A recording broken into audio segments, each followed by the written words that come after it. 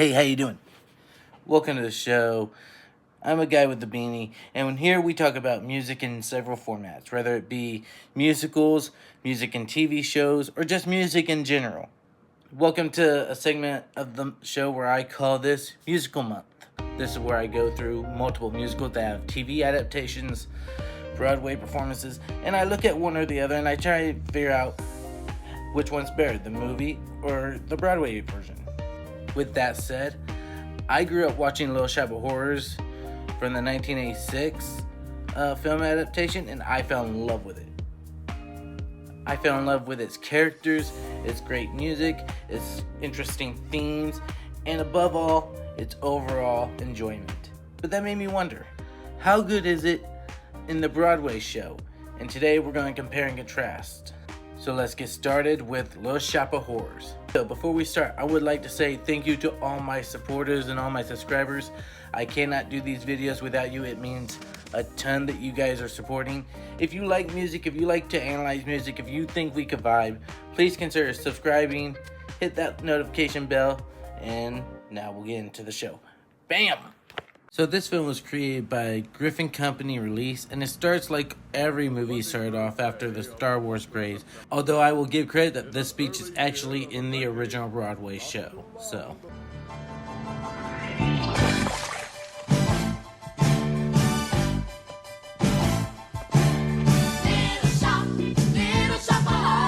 It is important to note that although some stuff are missing from the original musical, a lot of it is comparable piece by piece, which is one of the more faithful adaptations I've seen of these musicals turned movie tropes. It's not perfect, but it's as close as you're probably gonna get. Ivor, what's going on down there? Very little, Mr. Mushnick. It's here where we meet our three main characters. Seymour Krelborn, the bushnick kid who's a giant nerd for plants, Mr. Mushnick, the overbearing asshole, and Audrey, the abuse victim, as she sees a shiner. They talk about how dangerous it is to have a boyfriend like this. Apparently Audrey is dating a monster, as we go into the song Skid Row.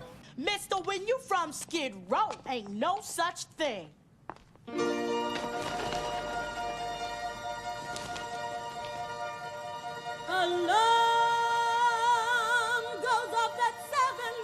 Now, this may come to a shock to many of you. I have a few problems with this movie, not as much as probably everybody else does, but the music is not one of them. This music keeps you hyped, it gets you know in the tone you need to be in, and I like somehow all these characters coming together.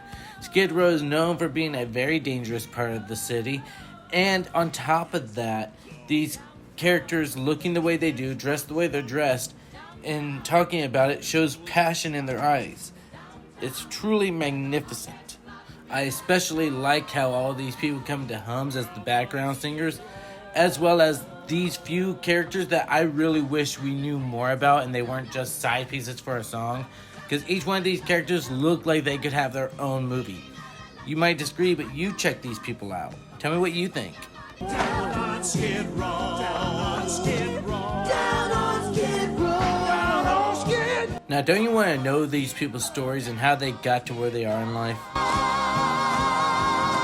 Poor. All my life I've always been poor. This is Seymour Krelborn, played by Rick Moranis, who, if you're a little too young to remember him, he was the main villain in Spaceballs. This is someone who I recognized immediately, and I can only see him as Seymour Krelborn. He gives off the pathetic, nerdy look so well, you can't truly copy that with almost anybody else, and this was kind of, in my opinion, the role he was born to play. Well, and get out of here. I knew heaven and hell to get out of Skid. I don't know what to get out of Skid, but a hell of a lot to get out of Skid. But believe me, I gotta get out of Skid.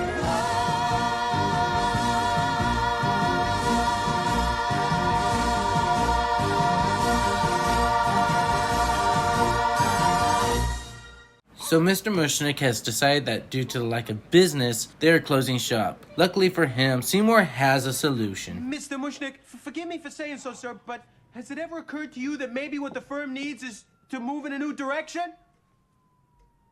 And now we bring out our main antagonist, And real quick, I want to talk about the weird way some words are said in the movie. The main offender of this is Audrey, who has weird things to say. I'm afraid it isn't feeling very well today. There. Now isn't that bizarre?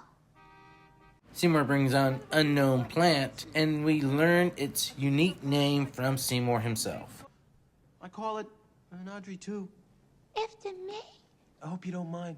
So they put Audrey 2 in the window, and then almost immediately a man comes in wanting to know the story behind the plant. As it turns out, one day Seymour was going through Chinatown when a sudden eclipse happened. A green light shot out from the sky. He turns around, and oh look, there's a new plant that he's never seen before. He pays for it. We cut back to the frame story in tow.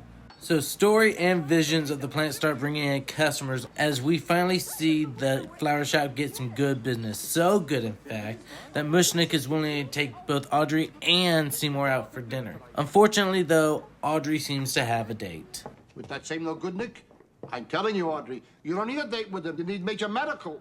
So Audrey leaves. When Seymour asks if he's still allowed to eat, Mushnick quickly changes direction and says, hell no, that plant is sick, and he just helped us make some money. You're going to stay here and you're going to make sure it's healthy and lives. I told you it's been giving me trouble. The Audrey 2 is not a healthy girl. Strictly between us, neither is the Audrey 1. The comedy in this is great. We do find out that Seymour's a bit of a stalker as we go into the next song, Grow For Me. I'm begging you sweetly. I'm down on my knees. Oh, please, grow for me. Nick Moranis may not be the best singer, especially compared to his Broadway counterpart, but he does get out the emotion of the character, which I think just as important. I've given you grow lights and mineral supplements. What do you want from me? Blood? Ow! Damn roses. Damn thorns. And like a true botanist would, he studies, he asks questions about the plant, he tests things out with the plant, like giving his finger with blood versus the one without. He's a smart character that just kind of has a worse life than most. I've given you sunlight. I've given you rain. Looks like you're not happy, lest I open a vein. Grow for me.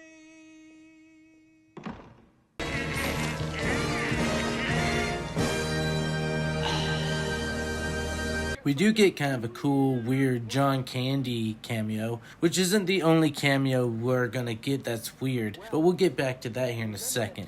Up next is Audrey, who I have big problems with. Look, I know Ellen Greene is a cinematic and musical talent. I'm not gonna judge her too bad. I do think, though, this was not good casting. I think that her voice is a little too timid, a little too mild. She sounds like she's mumbling her songs, which is something I would never put as a criticism of Ellen Greene. A matchbox of her own. A fence. A three-wheeled chain link. 12-inch screen. Again, I'm not knocking her as a singer or a talent. Her performance is just not the greatest. If I wanted to hear her sing like this, I would have gone and seen Fievel.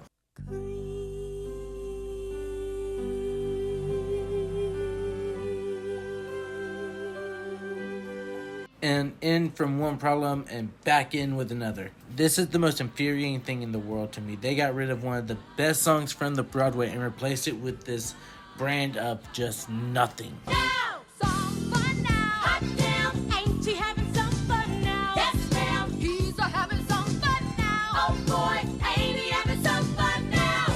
This song does nothing. The girls look like they belong to a cabaret trio, and the original was just so much better. Look at it if you don't believe me. Observe him, here's a chap. Everything is landing in his lap. I just cut my hand and in a snap, something out of Edgar Allan Poe has happened. This song was showing how easily someone got corrupted with just a little bit of attention, and they turned it to a song that is just counterpoint or a sideways song to get the plot moving a little bit more, but it doesn't really add anything. If I would argue, it takes away from.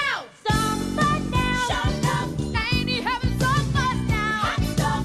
He's having some fun now. Oh boy, ain't he having some fun now? So So within time, the plant grows not only in size but in notoriety. As we see, the business of Mushniks is booming. Yet again, a song they get rid of just for the sake of getting rid of it. Closed for renovations. A song that was meant to show the passage of time is now replaced with unneeded, useless dialogue. As we are introduced to one of my all-time favorite characters from this musical. A motorcycle and wears a black leather jacket. When I was younger, just a bad little kid, my mama noticed funny things I did. The idea of a psychotic sadist dentist is actually rather clever. The mama thing is a little weird, I'll grant you, but overall, dentist who takes pleasure in destroying as many people as humanly possible can be very funny, as he recognizes Seymour Krelborn. Hey! I know you. Sure, I saw you on the news. Well, hey, that means it must be in there, huh? Boy, that is incredible. Hang on, I think we're missing something here. Mushnik and Son sounds great. 3 words with the ring of fate. Again, one of my favorite songs cut out for the cinematic release. Oh well, at least we got my all-time favorite song about to start. Feed me Seymour, feed me all night long. That's right, boy. You can do it. Levi Stubbs does the voice work for Audrey too, and he brings this pop jazz vibe to him that I think comes better in the movie than in the original play. As well as his comedic chops helps alleviate through Seymour's dark and depressive thoughts. I have so many strong reservations. Tell it to the Marines. So Audrey Due promises Seymour the world as long as he gets to feed on somebody, and by this point, he's moved up from regular blood to full-on people. That's not a very nice thing to say. But it's true, isn't it? No! I don't know anyone who deserves to get chopped up and fed to a hungry plant. But his opinion quickly changes once he sees the love of his life and stalker victim getting abused. If you want a rationale, it isn't very hard to see. No, no, no. Go, get it. And in my opinion, this is the weirdest cameo ever. Bill Murray decides to show up right the fuck out of nowhere. I think he's only here just to play jokes. Hey, does that mean they're finished? My turn? Next, it's me, Arthur Denton. I'm next. I went to a terrible dentist on Wednesday who was recommended me by somebody that I saw on Monday. I don't know why they added him, but it sure alleviates some of the darker elements of the show. However, this is a little creepy. Comfy? Yes, doctor. Never do that with Bill Murray ever again. Say I do find it funny that Steve Martin has all these devices intended to torture people, yet Bill Murray thinks it's so much fun all because he's gonna get a candy bar. And you see the confusion, the anger, the hope of torture, the desperate attempt to make someone cry all over Martin's face. Let me ask you something. Does this thing scare you? Yes. Would you like it if I took this thing and made straight for your goddamn incisors? No. It hurt, right? You'd scream, right? Well, get your ass in here! After recognizing Seymour, he decides he's going to go for the full Halloween antique and put on his creepy-ass pig mask that he uses for laughing gas, in turn giving Seymour the opportunity to kill the doctor. But instead of us hearing or understanding his thought processing through visuals, they just ixnay it for more dialogue and humor.